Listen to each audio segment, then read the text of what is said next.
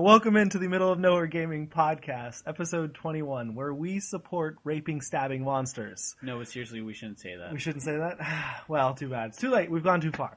Wait, are we raping and stabbing the monsters, or are we supporting the monsters that do those things? These monsters, they do them, and clearly they came in and raped Brendan and stabbed me, because that's why my back hurts. So... All right, okay. We got that cleared up? Brendan, you're all right. You'll be okay. You know, everyone gets over rape eventually. Is that the thing worth mentioning? That is the thing worth mentioning. We need to stop mentioning this. We're going to get hate mail. Stop mentioning what? Okay, today we have Courtney.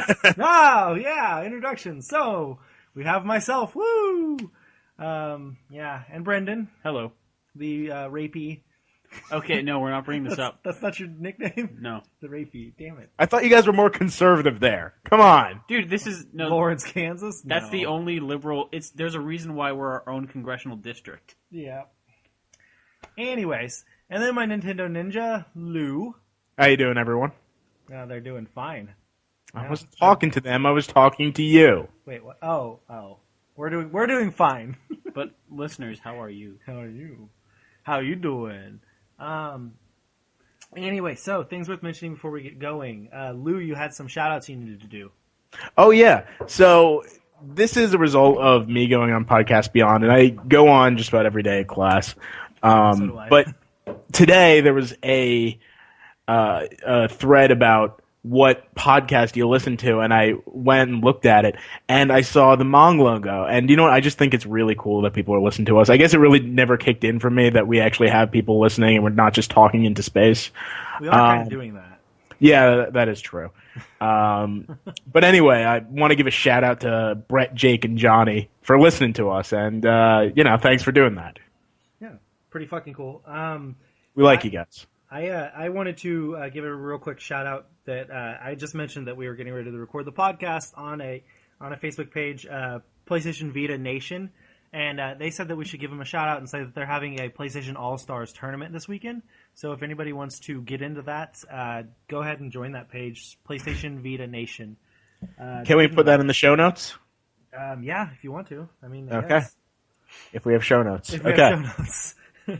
Other thing worth mentioning is I'm considering pulling an all-nighter tonight. Woo! Yeah. No dreams. Either going to be playing Thief all night or I'm going to be playing Castlevania Lords of Shadow 2. I don't know. We'll find out. And maybe I won't pull an all-nighter. Who knows? But I want to. Kind of. Same for Donkey Kong, I think. Fair enough. I have a lot of stuff to do. We need more Nintendo people. Yeah, we do. But anyways, Brendan, anything worth noting? Nothing? Crazy? Exciting? Nope. Okay. Well. Oh, I've got some nickname ideas for you, but I'm stewing on them. I'm working on them. Okay. They're going to come up eventually. Please take your time. So let's move on to the news from nowhere. Woo! BioWare. It gets worse every week, by the way. You get more and more lazy about that. You literally just whistled out. Next week I want to do the Roper report. Yeah, I've put out some feelers for a new jingle thing there, so we'll see. But BioWare, they're giving fans a chance to voice a character in Dragon Age Inquisition. They posted a video with all the details on how to enter. It's basically that they'll provide you a script. Then you need to record a video of yourself reading the script and then upload it. And then they will choose a winner and then fly you out to one of their studios for you to record the dialogue for the character in the game. And the contest ends in about a month. I think it was the 24th or something of March. So I assume you could just go to BioWare and find out about it, or go to IGN and find out about it, or Game Informer and find out about it. It's on all those websites and stuff. So if you want to be a character in a BioWare in a Dragon Age game, yeah, here's your chance. Yeah. So we're all gonna enter, right? Yeah, it's one in a million people. I bet a million people won't enter. I bet a million people will. Oh yeah. Maybe not a million, but several 100,000. So that's a lot. Let's all enter and see who can Wait, get in no, the let's game. all say it in synchronized. Yeah, enter at once. You have to take us all. That's the only way you can accept it. It'll be really eerie, though. Ooh, eerie. Lou, you have some news. All right, so my news right now is on Infamous Second Son. I have not looked at any of the Infamous stuff yet, so I wish I could report on the game. However, They are doing a new advertising project right now. It's with 42 Entertainment. What it is it's an alternate reality game, something that I was a big part of before being part of the video game group. And what it is it's a kind of guerrilla style marketing kind of tool. And I mean guerrilla as in warfare, not as in Donkey Kong. Where what they do is they bring in the characters of the fiction and kind of bring it into the real world, make web pages, they'll mail you things, Twitter stuff, and you just pretend like all of this stuff is actually real. To go on this, you go to infamouspapertrail.com, and that's what the rabbit hole is. From there, you get to keep going into this world where currently they're undergoing tests to find if you're what are those things called? Conduits? Yeah. You play Infamous, right? Yep. Okay. Yeah, so they're sending you a conduit test. And I don't know what's supposed to be coming in the mail, but they have my mailing address now. And something really cool about this is it's something that really went unannounced. Sony and Sucker Punch didn't say anything about it, but it is definitely linked to them. And the promotion will be linking to the game. So by doing this, along with getting some swag, you're also going to be getting some in-game content. Swag. Right. Right. And 42 Entertainment, by the way, is like the giant when it comes to this. They've done marketing for, let's say, for The Dark Knight. It was really cool. For The Dark Knight, what they did was they had the Joker sending people out on missions. Like, he'd give people things to do, like stand in this location and take a picture of what you say. Murder And people. well, there's some crazy stuff like that. Not like that, but they'll, he'll send people out to a bakery to go get a cake that was, you go there and you ask for Harvey Dent. They give you a cake. Inside the cake is a cell phone, and the cell phone rings, and you go to a theater where you watch a trailer. Like, that's the crazy stuff they pull, and I hope something like that happens. Interesting. But Yeah, did so- they get the cake? Yes, and the cell phone. It was pretty cool. So I need to sign up for it. You get a free cake. Especially if you live in the middle of nowhere, like you have a better chance of getting cool stuff because there's a lot less people who participate around you. Oh, What a coincidence. We do live in the middle of nowhere. I think that's why he said that. You don't know. I know. I'm just bringing attention. You don't know me. You only know my Xbox Live name, Which I don't really remember it. King Louis Tripp. Oh, you're talking about. Wait, Yes, Lou. that's not his Xbox Live name. He doesn't have one, does he? Not yet. See, I Oh, win. I'm sorry. PSN, dick. Anyway, I recommend everyone who is going to get this game to go out there and do it. Just sign up and see what happens. You might get some cool stuff in the mail. You might not get some cool stuff in the mail, but I trust PlayStation and Sony and Sucker Punch and all that. Implicitly. Okay, moving on. The Call of Duty Elite service is shutting down on Friday. It was unveiled in 2011 as a paid companion. Yes. I'm sorry. It was unveiled in 2011 as a paid companion service and later became free. Many of the features it included have already been relocated to other apps, which is why it's shutting down. Oh, darn. Oh, but I just used that yesterday. Oh, really? To check It's your such stats? Junk Yeah. service. Check your KD ratio. So I'm- much. I wasn't even aware that was still around. I wonder how many people still participate in that. I have no idea. I remember when it was announced, and it was like hella expensive. I was like, no, not buying that. It was like another $50 or something for it. I was like, no, why would I want that? Yeah, it's ridiculous. I'm sure they made some good money on Oh, it. yeah, probably. They make a lot of good money on everything. It's Call of Duty. Right. They do sell like 1 billion copies for some reason. Whatever. We'll go one more before we go back to you, Lou. Sure. Twitch streaming is finally coming to Xbox One, just in time for Titanfall. Yay. After the update, they will be able to not only stream with the service, but have the ability to hop into the broadcaster's party during play, which I have no idea what that means, really. Okay. Okay, like maybe their Xbox Live party. Maybe that's what it's talking about. Be able to be on the voice chat and shit like that. That would be nice to have a group. Yeah, that would be cool. Really cool. And then the update will also allow for voice control for the Twitch service via the Kinect, and according to the Associated Press report, archive their gameplay footage. As to why the Xbox One app took longer than the PlayStation 4 counterpart, Microsoft stated, "Our fans really want the full next-gen service, so that's why we decided to take our time, do it right, and have it come out in this fashion." So that's kind of a punch in the nads to PlayStation, but awesome for Microsoft. That's really good news that they're finally getting it coming out. Hopefully it won't be terrible. Oh, yeah. Knowing I'm sure it'll have its small problems. Yeah, I was going to say, knowing Microsoft, it will probably have a few bugs here and there, but, I mean, what doesn't, honestly? So, it'll be interesting. It'll be really interesting to see the sheer amount of people who are going to be playing Titanfall that weekend who are also trying to stream at the same time and see how Twitch's, servers handle all of that stress. And then, and the next step clearly is Twitch plays Titanfall. God, that would be crazy.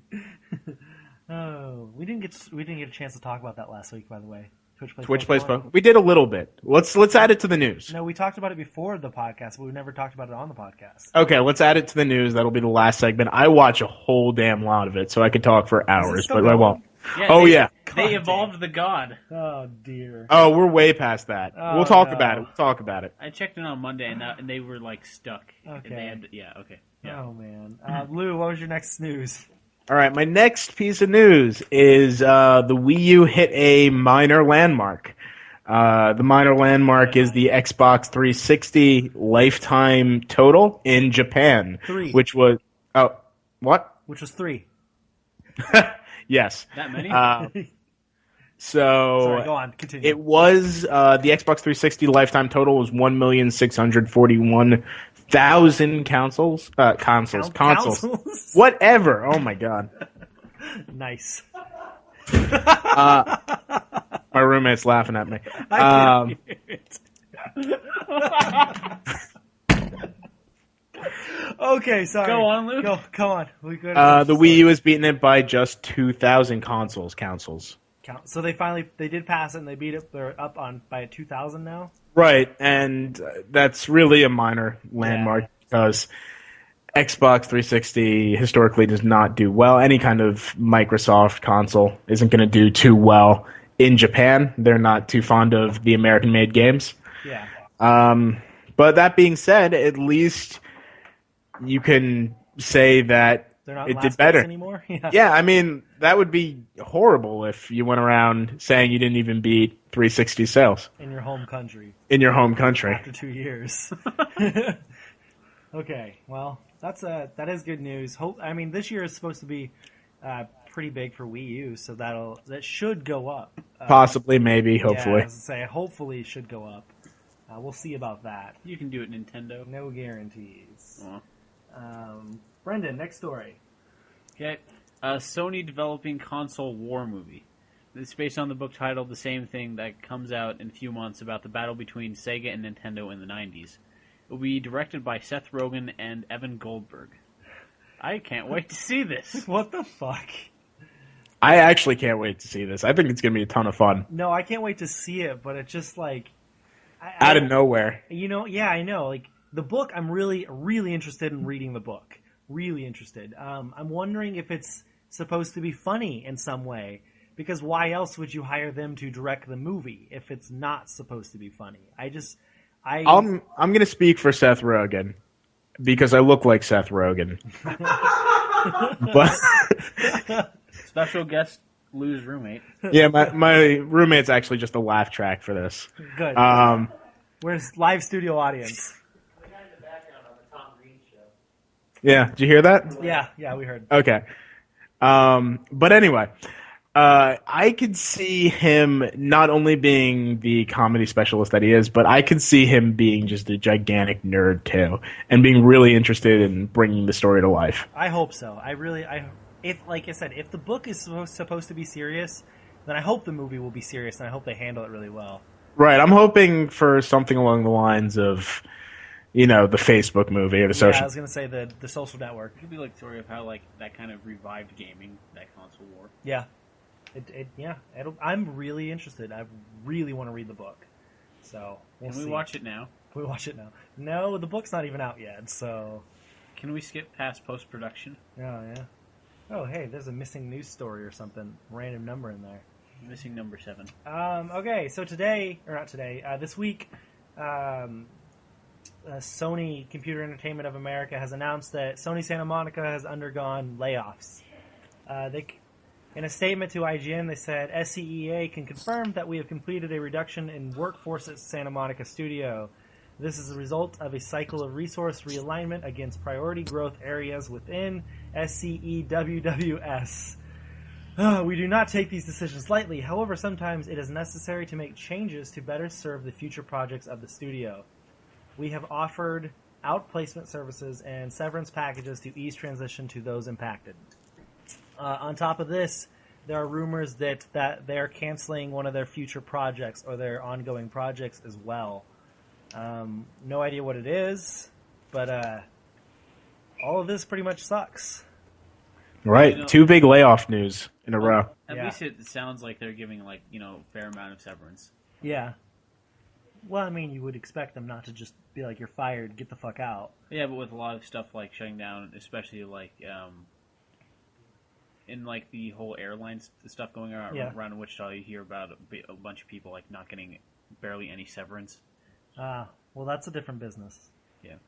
I mean, this is one of those things where normally when you see layoffs at a gaming company, it's because they just finished up a game and they're laying off the extra people they added to finish the game. But I don't think that's the case with Sony Santa Monica, because they didn't just finish a game, as far as I understand. Unless a game got canceled. Maybe their project didn't meet whatever specifications. Exactly. They could be laying off an entire team that was working on this game. I was under the impression that Sony was going bankrupt. Totally. Oh, yeah? Mm-hmm. Okay. I mean, the PS4 did so terribly in sales. Oh, yeah. Yeah, it sucked. It was bad. Got beat by the Wii U, even. If only they cost $100 more. $500 and included the PlayStation camera. It needs that. It needed that in there. That was the secret formula. It had to have been. Lou, you had some more news. All right, this one's more just speculation. A Final Fantasy VII remake could be a possibility. There was an interview with Yoshinori Kitase, and he went on record after being asked a million times about Final Fantasy VII.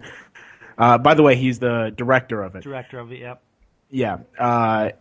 And he said, "You must believe me when I say it would take a lot to happen." So after that, on NeoGAF, a person named Verendus responded, "It's happening." He's obviously not going to give any indication of it because yada, yada, yada. And a lot of times there are these kind of wild speculation and rumors. However, on NeoGAF, there's a system that in order to make these claims and speculation and whatnot, you have to show proof that you work in the industry and show that you might have knowledge of this. So even though the person is anonymous, he hasn't been deleted or banned thus far, so there might be some truth to it. And yeah, there's a bunch of things running around in the rumor mill.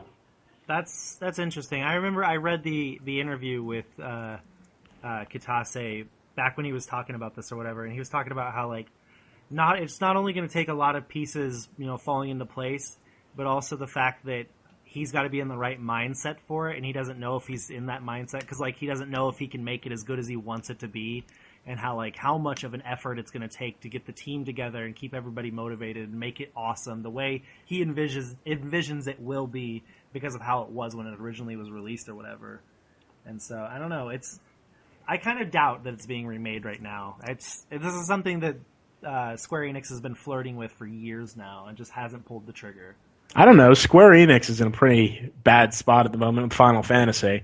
And not that that's revitalizing it by any means, but it's certainly something that everyone's been asking for way more than Final Fantasy X, 10-2. Well, that's been done for a long time now. 10 and 10-2 is being localized now in America, which isn't being done by Square Enix as far as I understand. And also, when you look at what he said about resource allocation and being in the right mindset and stuff like that, Square Enix just announced, I think it was last week or the week before, that they're putting almost all of their emphasis on finishing Final Fantasy 15. And so if they've got most of their entire team working on it, all their emphasis is on it, then how are they going to get enough people to remake 7 the way they want it to be? But I mean, and then you got to look at also the fact that they reorganized the entire Square Enix higher ups and everything like that. So like, are they going to put emphasis on remaking old games still? Because they didn't do that, or they didn't reorganize the Square Enix until after they had already started 10 and 10-2's remake. And so who knows if they're going to keep doing anything like that. Right. Well, I guess we'll see. Yeah, I know. I hope they do. That'd be awesome. It'd be big news. But, you know. That's up there in one of my favorite games. So I really do hope so because, and for you too, because you haven't played that, right? Yeah, I haven't played 7. You need the better graphics to play it. Yep. So. That would be awesome. I would love for that to happen. Oh, man. There's a PlayStation Back to 2013 sale going on right now until March 3rd. It includes discounts of games from like 50 to 75% off in some cases. Some of the games are Diablo 3, Injustice Gods Among Us, Ni no Kuni, Persona 2, Persona 4 Arena, and Tales of Exilia, and many more. So just log into PlayStation Network and you'll see a big ad for it. Go check out those games. There's some really good ones on there. You getting any of those? I own most of them, the ones that I like. Like, I thought about Diablo 3, but I'm not sure I want it. I want it on the PS4. And I'm not really a fighting fan, so I can't really go for Injustice Gods Among Us. But, Courtney, these are Russian superheroes. Yeah. Do you know how special that is? And I was considering getting Persona 4 Arena, even though I'm not a fighting fan, but I like Persona. So I'm like, maybe. But yeah, other than that, there wasn't really anything that I don't already have. Because, like, the ones that stand out the most are Ni no Kuni and Tales of Exilia, but I have both of those, so. Right. And everyone should get those because they're worth getting. Fuck yeah. I highly recommend them. Which one first, though? Which one's better in your opinion? Ni no Kuni. Absolutely. That's a classic. I just, like I said, I mentioned last week or the week before, I made one of my buddies finally play it, and he was struggling at the beginning. But after he got through that and started to be able to, you know, grind a little bit and level up and stuff, he's finished the game since then. And seen the, you know, the ending and the story and put everything together. It's now he understands that it's a special game. It is a special game. It's one of those once in a generation games that you're just like, damn, that was good. Oh, get the next news, Brendan. Okay, Metal Gear Solid 5 Ground Zero's price dropped on PlayStation 4 and Xbox One. Konami has confirmed that the retail price for Metal Gear Solid 5 Ground Zeroes will be dropped to $30 for the PlayStation 4 and Xbox One versions of the game, now in line with the digital versions of the game. The price drop also extends to the UK. It was also confirmed that the PlayStation 3 digital version of the game will now cost only $20. That's good news for all the people who are bitching about it, because you know, it's a 2-hour game or whatever, and paying $40 for that was kind of steep. So I believe Ground Zeroes comes out in like 3 weeks, so this is a preemptive strike trying to be like, okay, we heard you guys crying about the prices, we'll drop it for you. My bad. Not everyone's made of money like you, Courtney. Oh, yeah. Since I have my Xbox One and Wii U and 3DS sitting next to me right now. I don't have any of those for any of you listening. Fair point. I want them all, though. You want me to hit the next one? Yeah, go ahead and finish this off. Okay. Respawn has announced the Titanfall required install sizes. Roughly 20 gigabytes on the Xbox One, where the PC will have 50 gigabytes.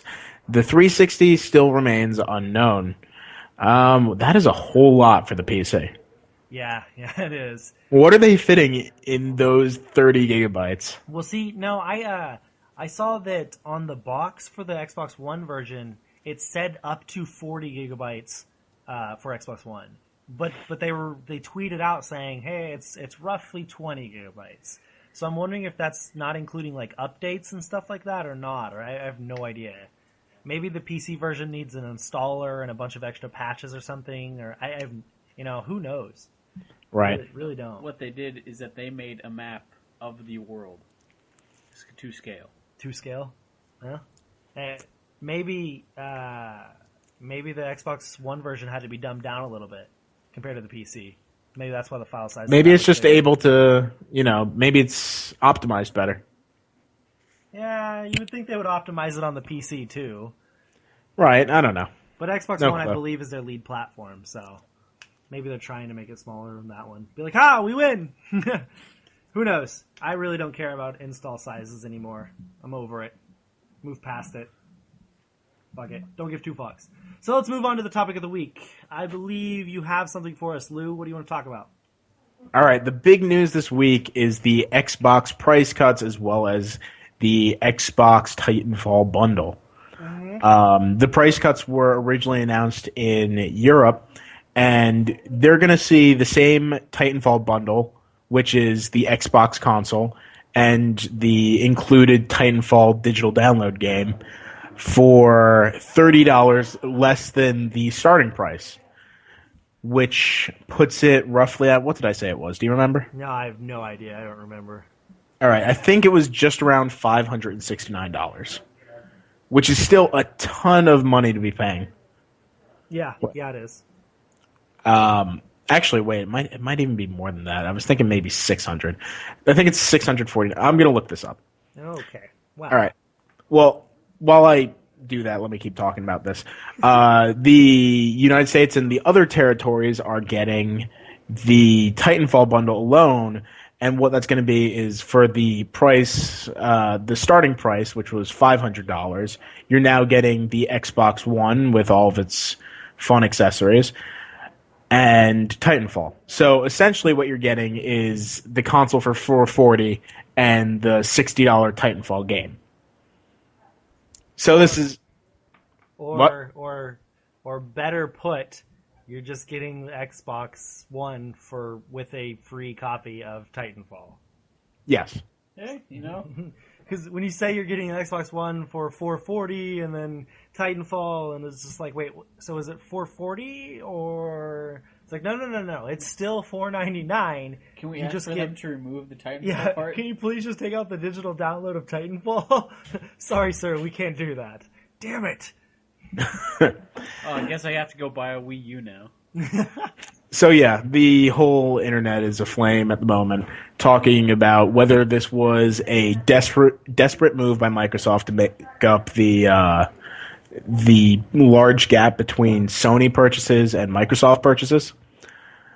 And yeah, everyone's all upset about it. What do you think about it, Courtney? Do you think that Xbox is being desperate?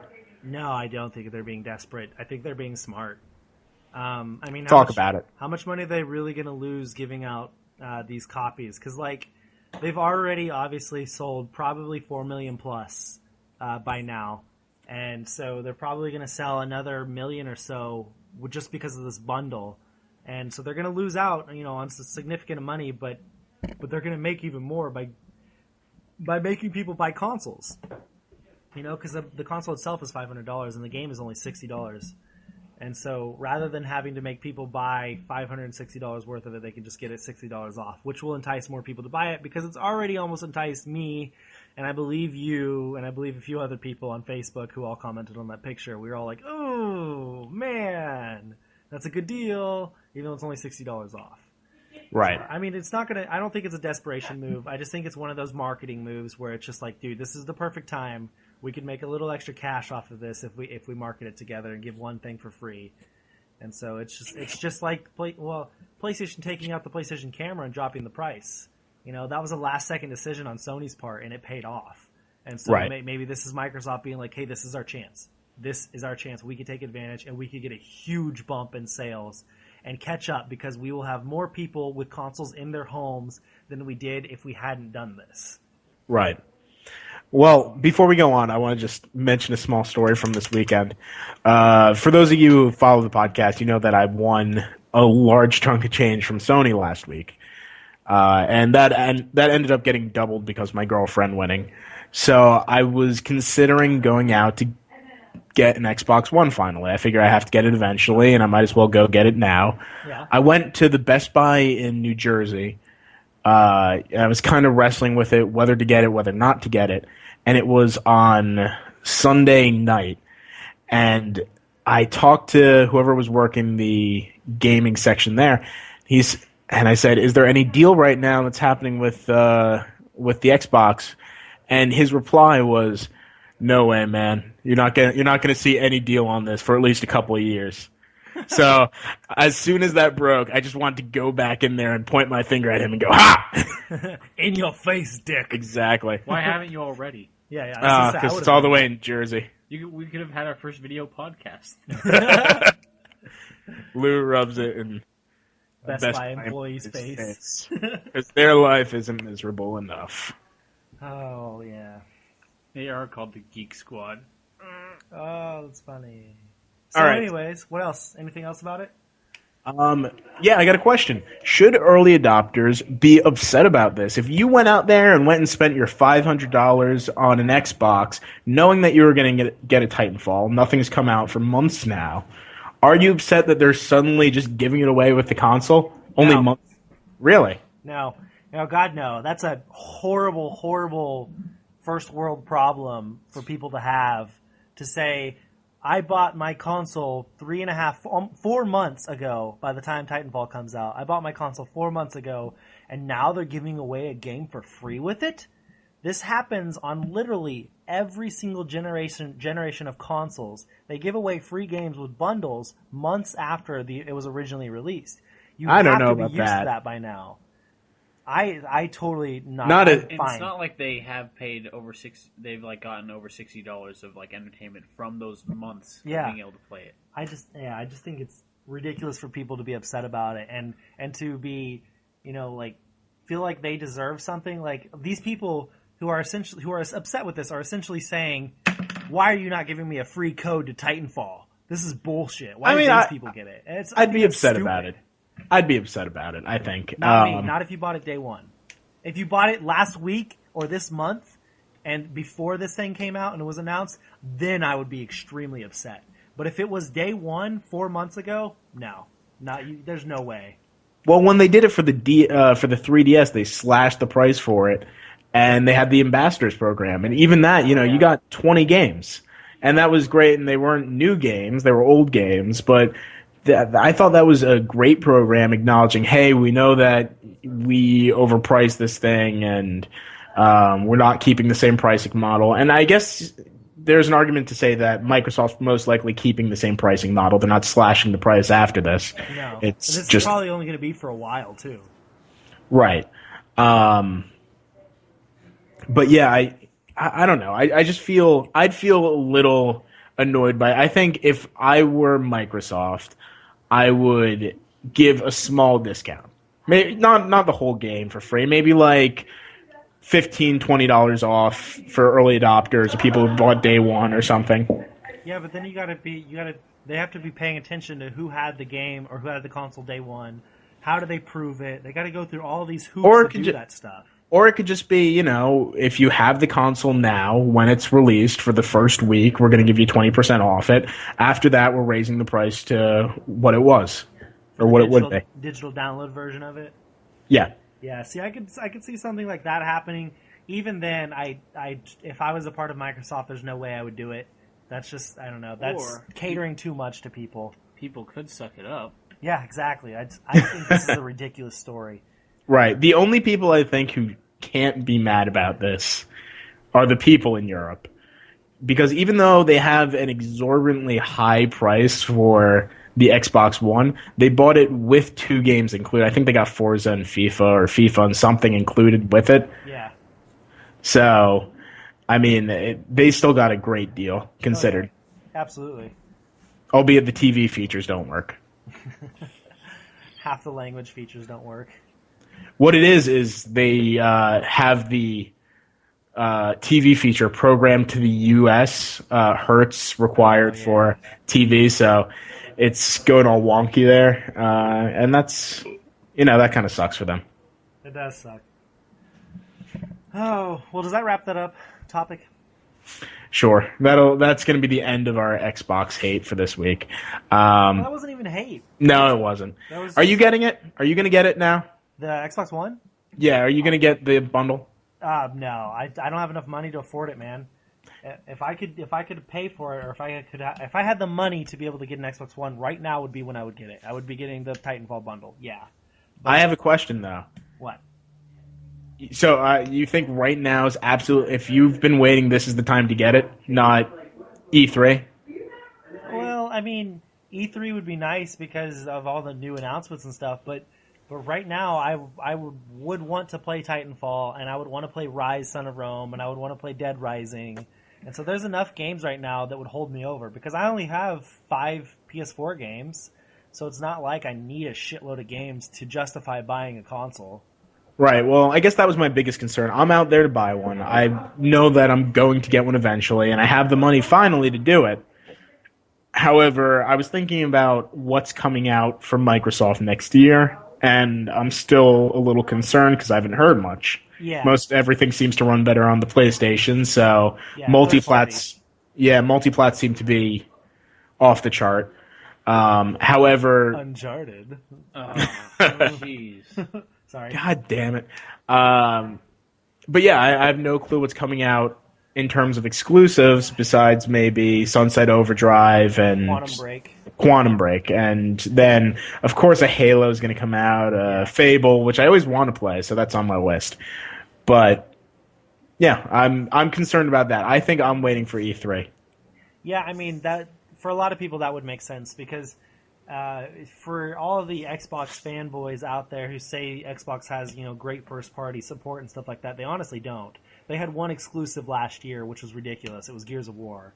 It's just they need more support from their first parties to have games coming out every year to have a good lineup. So to convince the Luz of the world. Yeah, or to convince the Courtneys of the world, honestly, because there's not a whole lot of first-party games that I want on the Xbox right now. I'm losing interest in Halo the more we get into it, the longer it goes. I'm losing interest in Fable now that they're coming out with some silly RTS team-based game for Fable or whatever. It's just like, I don't know, it's just not as appealing as it used to be. The Xbox used to be really appealing because its third-party games were amazing. All of the multi-platform games were awesome on the 360 compared to the PS3, which is not the case this generation. The PlayStation 4 is kicking its ass in that side of the story. Well, kind of. Strider was better on the Xbox One, apparently. Yeah, but what is Strider, really? Come on now. It's something. It's a small win. No, it's I think we've asked that question on the past 4 podcasts. Yeah. What the hell is Strider? Whatever. Anyways, I'll get one eventually, just not yet. Am I the only one who likes Halo here? I loved Halo until I love Halo 4. too. It just kind of... I liked Halo 4. No, I'm talking about fun. these new Halos, not Halo 2. I haven't touched a new Halo. I haven't touched a Halo since Halo 2. It's just, Halo's not as interesting as it used to be. But I've heard good things. Halo 4 was beautiful. I will give you that. It was beautiful. It was a fun game to play, but it just... How many times can I kill aliens with the same guns over and over and over? They give you different guns and different aliens. They're basically the same kind of guns. Oh, the DMR? It's the battle rifle. Same thing. Dude, those were in previous games. I'm talking about the light rifle, the incinerator cannon. Jeez. Nerd alert. The scatter shot, the bolt shot. I'm sorry, I don't go to all these different weapons. I stick with what I'm good with, which is the battle rifle. They give rifle. you them in the game. It's like just the Needler. Just the Needler. Yeah, that's old school stuff. Screw you guys. No, right. It just wasn't as exciting as it used to be. You want to move on to let's fucking move on. Let's go to our first question from Jake on our email today. He said, "Yesterday I went to my local GameStop and purchased Thief for PlayStation 4. I'm only a few missions in, but as of now, I absolutely love it. I noticed some of the game journalists have been criticizing the game for being too old school with its trial and error gameplay style. I'm a little disappointed by this. I grew up playing Thief and Thief 2 on PC in the 90s. I understand some journalists are lowering their reviews because of texture pop-ins and other technical graphic issues. But do you think games should be criticized when they stick to their roots to please older gamers?" No. I think that's a good thing to do to do that. I mean, I understand that you need to cater to new gamers to bring in new fans, to bring in a new fan base, a new player base. But at the same time, you can't completely do that. It's just I can see how there will be little references in the game and things like that that'll totally appeal to older gamers and stuff like that. Because a lot of people would be buying that because they liked playing the previous games. You have to give them something. Yeah. I don't know actually. I'm a little undecided on this. It matters how Thief has been progressing so far. I haven't played it yet, but if they're kind of aiming for the audience of the more casual market instead of the retro hardcore gamers, then yeah, do you know what? Maybe you should be penalized for that. I think there's a difference between that and Dark Souls, where Dark Souls will focus, primarily and only on the people willing to get their ass handed to them. And yeah, I mean, I wouldn't do it. I wouldn't lower it for trial and error gameplay because I'm into that. But I can see where if you're trying to judge it based off of the people who the intended audience is, then yeah, I could see it being lowered. Now, Thief was only published by Square Enix, right? It was made by Eidos Montreal. Yeah, that sounds right. I was going to say, I find it interesting that one game can be destroyed by reviewers for it being too different from its, or for too similar to its roots. But another game, Final Fantasy XIII, can be absolutely destroyed for being too different or whatever. Like, too similar and like, you understand what I'm trying to say? I don't know if I worded that correctly. Yeah. Final Fantasy was too different from what it used to be, so everyone hates it. But Thief is too similar to what it used to be, so everyone hates it. Because people like to hate things. Yeah, it's like, what the fuck? Get over it. Play a game and enjoy it. I don't know. I don't know. I guess it matters how the gameplay is used, and you're going to be able to give us a better perspective of it, Courtney, after you play it. But if the trial and error is leading to just constantly starting an area over again and over again, and it really doesn't give you any kind of help on how to do it, I mean, I could see there being a large gameplay issue to it where it gets annoying to progress. You want the game to be challenging, but not annoying. I heard something about the trial and error and all that stuff, and about the difficulty of the game. I heard that it gives you options to turn on hints and stuff like that, or to turn everything off and make it super hard. So, like, the way I understand it is these people that are having a problem beating stuff like this are the ones who are trying to play it on the hardest mode, or trying to play it without all the helpful stuff in the game. Oh, well, that's ridiculous. And then. so yeah, so if you're complaining about it because you turned everything off, then turn it back on. But then again, I haven't played it yet, so I really don't know. That's just what I've heard about it. Plus, Courtney plays every game on easy, so Yeah, so fuck it. he's gonna have like just a big arrow telling him where to go. It's gonna be great. Everything will be light outside, but they can't notice you. I'll be walking up in front of them, like shaking my dick in their face, like, "Hey, you can't see me, man! I'm gonna steal from you." Is that a game function in Thief? It's gonna be.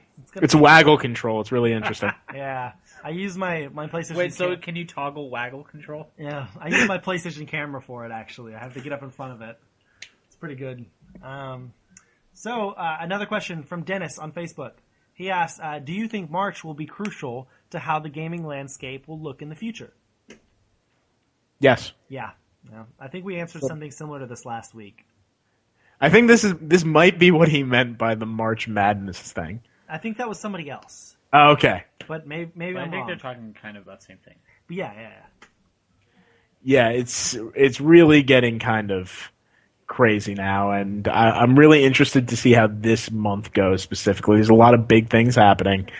Not so much for the Wii U, but it's okay. We have Donkey Kong to last us till something. I don't know, Mario Kart? You Maybe? can just be over there whistling Congo Jungle to yourself. That's a great game, though. It is a great game. It is. All right. Pick another question. Oh, yeah, back to the question. Yeah, I think that this is going to be a major month, and it's going to either close the gap or make it much bigger. I actually said pick another question, but we'll go with that. Okay. You want me to pick another one now? Yeah, go ahead. If you could make a B-rated horror film, what would happen in it? This is off topic, but let's stick with it. I like it. This is from Emily on Twitter, by the way. A B-rated horror film? Zombies. That is average B-rated. What would happen with the zombies? What type of zombies? Tell us about It'd it. be a zombie love story. Oh, it's not like a movie about that. It hasn't already come out. Damn it! I think it was called like Cold Bodies. Yeah, something like that.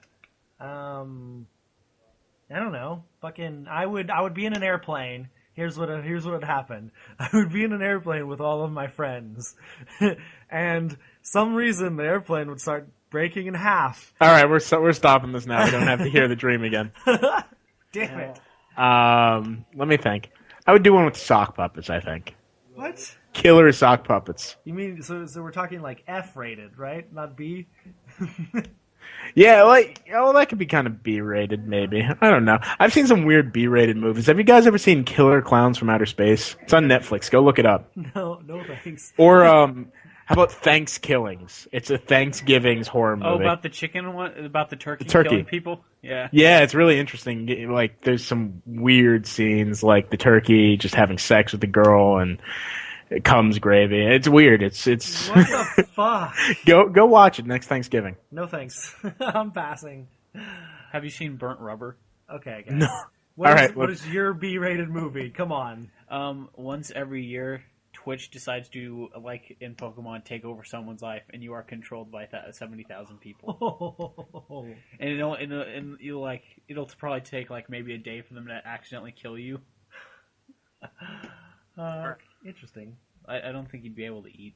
And in the end, you jump off a ledge. No, in the end, you starve because you can't choose your key to put in the lock. And you just die in your apartment. All right. You have to put a key in your lock inside the apartment? Or you can't get to food. Oh, okay. Go on, Lou. Let's see. Do you think, this from another one from Dennis, by the way, do you think music in games can be crucial sometimes when it comes to story? Or do you think it's only nice as something that's just nice to have in a game? I kind of A see lot it of sometimes nices. as an amplifier. Yeah. Like what goes on. Like, there can be some cases where it makes or breaks a game, but that's really extremely rare. But it's just kind of useful to have to kind of upplay like emotional moments, like peaks and zeniths, and then. Quick selfless shout out plug here. If you read my Final Fantasy or my Lightning Returns Final Fantasy 13 review that we just posted before recording this podcast, I actually mentioned the music and the composers in the game and how it makes the game amazing. I love music in games, especially if it's really good, and I think it makes stories better. Depending on how good the composer is, that they can make you feel emotions by the way the music's going. Give us an example. Uncharted. Yeah. What? Uncharted. Uncharted's music's amazing. Yeah. I love the theme song. And that's a great. But has there ever been a particular game or one that you can imagine the part, you can remember that part where the music played and you just became breathless? Ocarina of Time. I could say something though. I just recently played the original Phoenix Wright Ace Attorney. Okay. And it's such a weird, funny game with a bunch of strange plots. I really recommend you guys play it.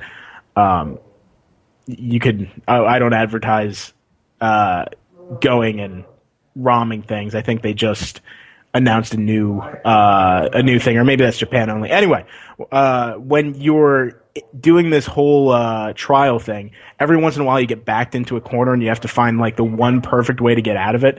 And when you do, this music plays, and for whatever reason, it makes you feel phenomenal whenever it does. I would just look it up on YouTube if you could. It's really cool. All right. Okay. Let's go. Let's move to a new question. All right. Pick another one. I have to do it now. Brendan, you pick one. You're picking some good ones, though. Do it, Lou. All right. Let's Okay. move on. What game, in your opinion, has the best replay value? From Erica through her email. Okay.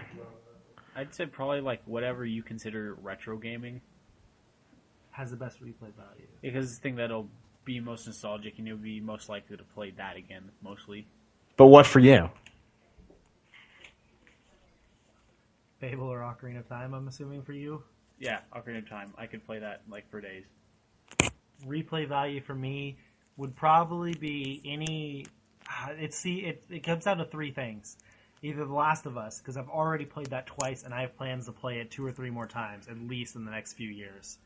Or any of the Final Fantasy XIII series games, or any of the Tales games that I've played. Tales of Vesperia, Tales of Graces, Tales of Exilia, Tales of The Abyss, all those games. I love those games so much that I can see myself playing them all the time. So those are the best replay value games for me, and all of them have great stories, which is why I would replay them. I don't replay games for gameplay. I don't replay games for nope. That's not at all appeal to me. If it has good gameplay, awesome, but that's not the reason I'm going to replay a game. I replay them solely because the story I enjoyed so much. It's just like me watching a show multiple times or a movie multiple times. If I enjoy it, the story enough, I'm going to replay it or I'm going to rewatch it. Okay, I'm kind of in the opposite boat. I will only replay games for the most part if it has a certain quality that makes it fun to play with friends. So for me, Super Smash Bros. Yeah, I was gonna say Super Smash Bros. Yeah, like that is never going to get old for me because when I sit down with my college roommates, like I did 2 weeks ago, we just sit down, grab a couple beers, and break out the GameCube, and that's the whole night. Oh, that's Super Smash Brothers. Of course, that one. That has the good characters and the good mechanics. So you don't like the original 64 Smash Brothers? No, I do. Everyone likes that, but I never had an N64, so I didn't get enough practice. They kicked my ass on that. Yeah, I wasn't very good at the 64 one. I was best at the GameCube one. Dude, I had 3 games on my 64. It was Super Smash Brothers, Ocarina of Time, and Golden. No, and then a Mario Party 3, and then we played those 3 games all the time. Yeah, well, that's what you had to do back in the day.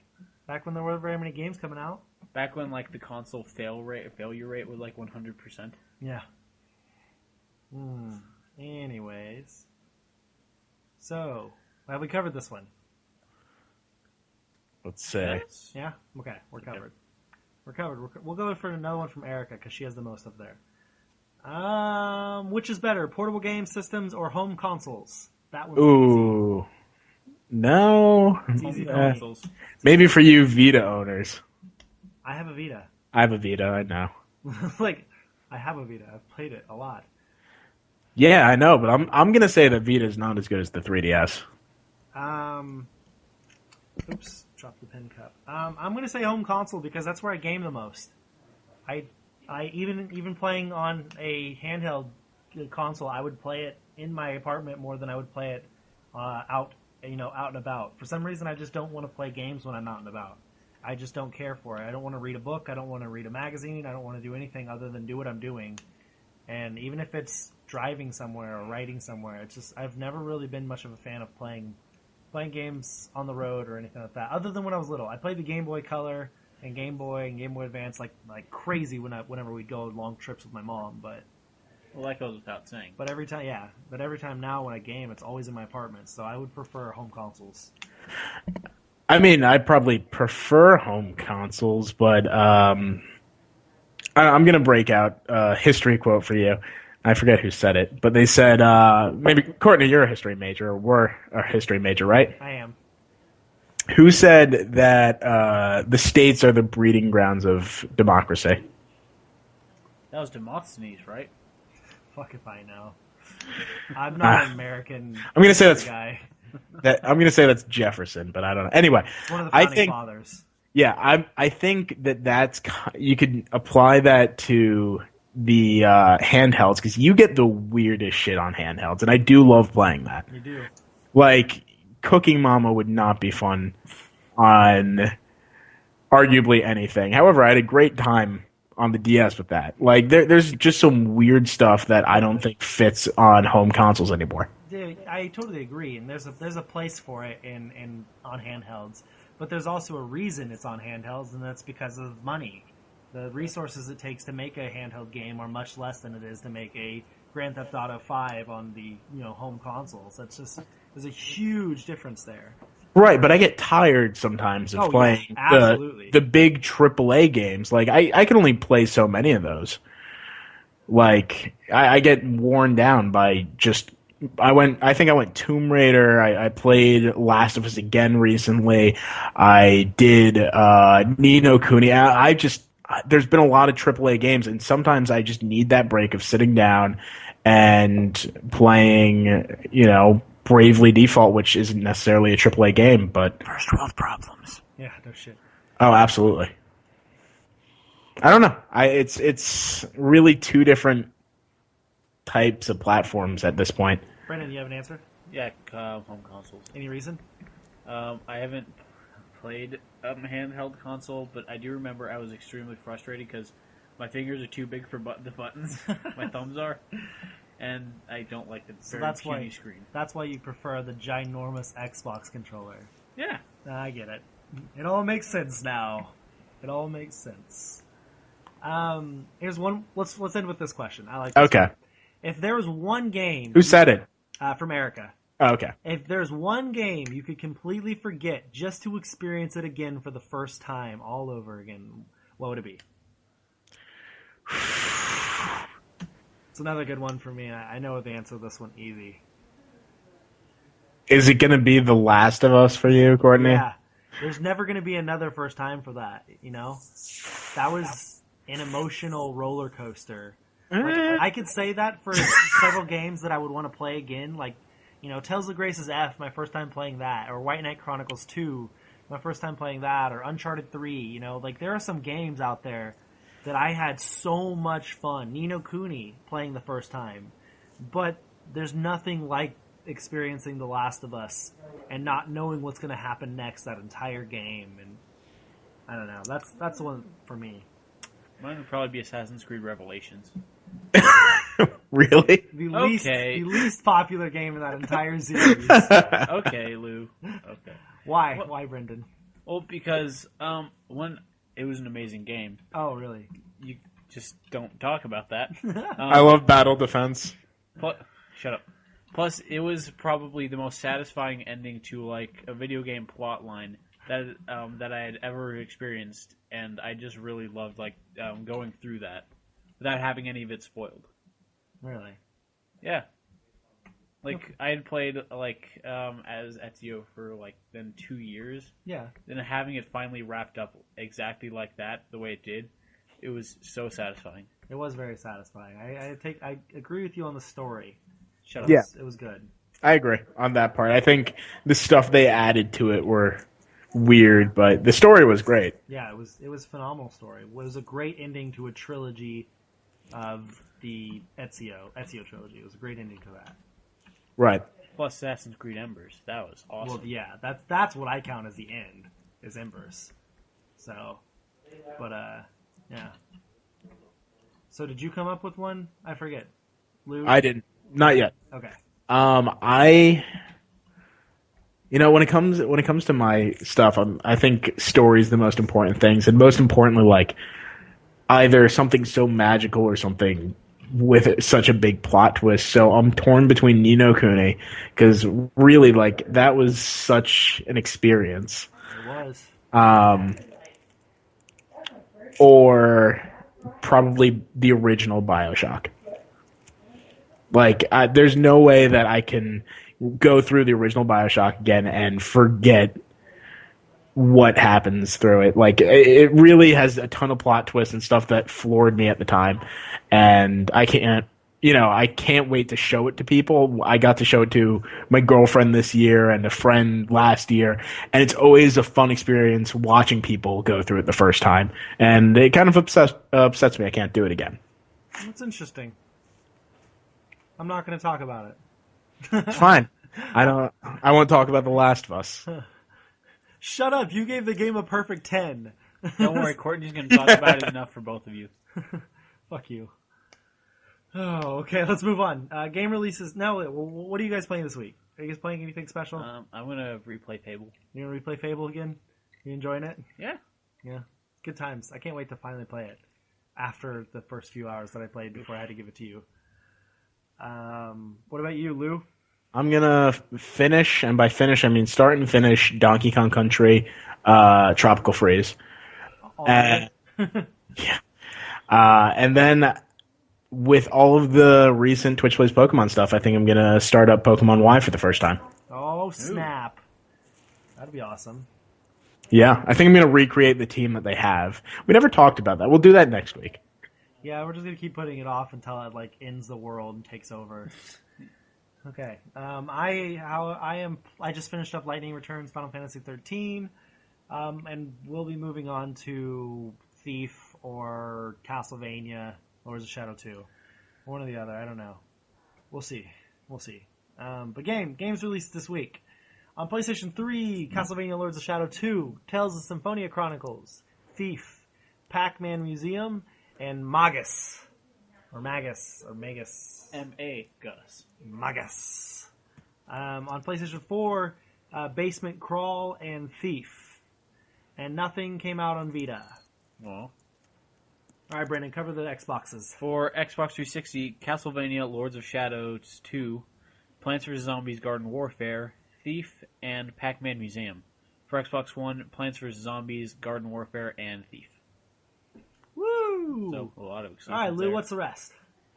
All right. The rest of them. Wait, which ones did we just do? We did Xbox 360. I was zoning out. Sorry. Okay. PC. We have Assassin's Creed Freedom Cry standalone game, Thief, Pac-Man Museum, Resident Evil 4 HD, and Castlevania Lord of Shadow 2. On the Wii U, apparently we have nothing. And for 3DS, Professor Layton and the Azran Legacy. Woo! That's many more games than a month ago was coming out. So Yeah. That's good. Every little bit helps. Yep.